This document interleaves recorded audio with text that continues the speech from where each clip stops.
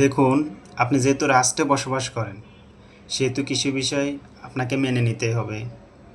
দ্রব্যমূল্যের ঊর্ধ্বগতি, চাকরি নেই, পকেটে টাকা নেই, টাকা থাকলেও চাহিদা মতো জিনিস নেই, সরকারি হাসপাতালগুলোতে চিকিৎসা নেই, পাবলিক কোনো সার্ভিস নেই।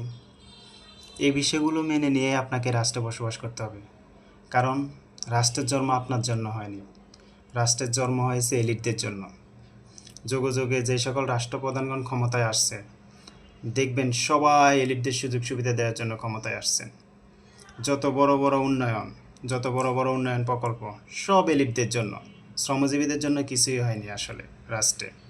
দেখুন, ফ্লাইওভার, এক্সপ্রেসওয়ে, বিমানবন্দর, টানেল, মেট্রো রেল, সব কিছু এলিটদের জন্য। শ্রমজীবীদের জন্য কি হয়েছে? সব এলিটদের সুযোগ সুবিধা দেওয়ার জন্য। এই এলিটদের সুযোগ সুবিধা দেওয়ার ফলে কি হয়েছে রাষ্ট্রে জানেন? বড় লোক আরও বড় লোক হচ্ছে, গরিব আরও গরিব হচ্ছে।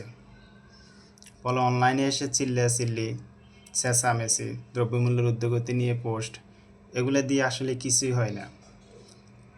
আপনি যেহেতু রাষ্ট্রে বসবাস করেন, এই বিষয়গুলো মেনে নিতে হবে ভাই, বাস্তবতা মেনে নিতে হবে।